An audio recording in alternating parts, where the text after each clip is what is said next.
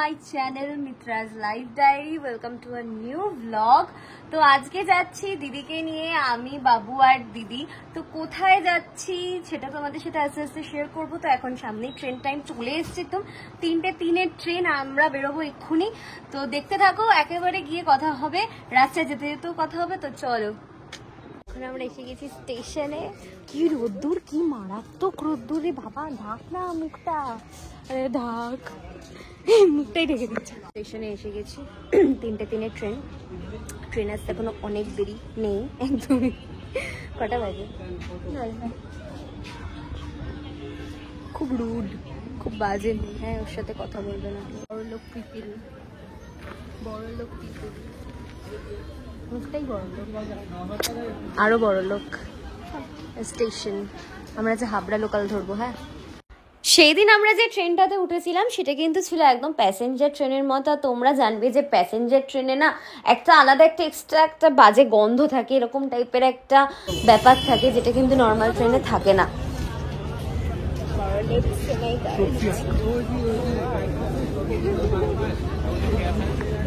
শিয়ালদায় আসার পর আমরা ডিসাইড করছিলাম যে আমরা কিসে করে যাব, কারণ এখানে যাওয়ার জন্য নানান জিনিসপত্র পাওয়া যায়। তা আমরা এখানে প্রথমে ট্যাক্সি বুক করার চেষ্টা করছিলাম, এখনো ডিসাইড হয়নি কিসে করে যাওয়া হবে না হবে, দেখা যাক।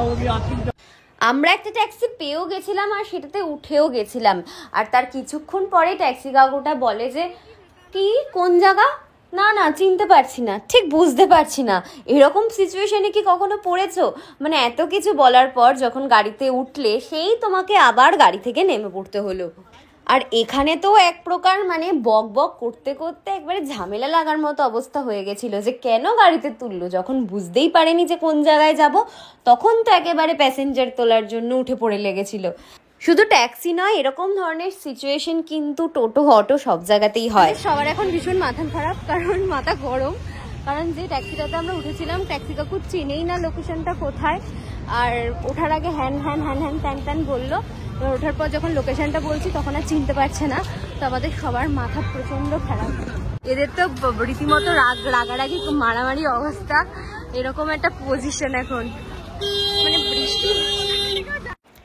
দেন মাথা গরমের পর্ব পেরিয়ে আমরা কিন্তু চলে এসেছিলাম আমাদের ডেস্টিনেশন ওজিবাইদা লেকে। আর এখানে আসার তো ভীষণ ইচ্ছা সবার থেকেও থাকে, আমারও ছিল। তবে এটার কিন্তু আসল রিভিউটা তোমাদের আমি দেব, যে আদৌ কতটা এটা ভালো, কতটা এখানকার জায়গাটা সুন্দর, ওদের পরিবেশনা কেমন, মানে সমস্ত কিছু, ফুড ডিটেলস, এবং এমনকি ওদের যে চার্জেস আছে ফুডের পিছনে, সেই সমস্ত কিছু আমি তোমাদেরকে কিন্তু বলবো। প্রথমেই আসি এখানকার অ্যাম্বিয়েন্সে।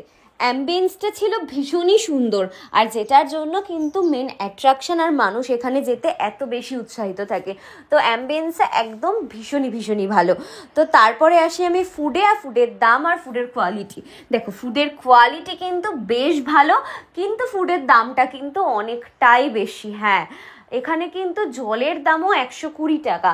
তো বুঝতেই পারছো, 120 টাকা দিয়ে মধ্যবিত্তদের জন্য জল খাওয়াটা কিন্তু একটা বিরাট বড় ব্যাপার। আর এখানে কিন্তু রাতের ওয়েদারটাও ভীষণ ভালো লাগে।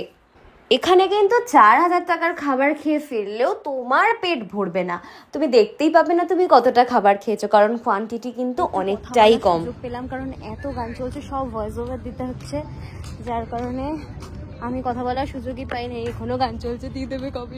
বাইরে প্রচুর গান চলছিল, যার কারণে আমি কোনো ভয়েস দিতে পারিনি। আর এখন আমি বাইরে বেরিয়ে ভয়েস দিচ্ছি, বাকি সব ভয়েস ওভার। আর বাইরে বেরিয়েও এখানে ছবি পর্ব শেষ হয়নি। এখন আমরা বেরোবো, যাবো শিয়ালদা, এখন ডিরেক্ট যাবো বাড়ি।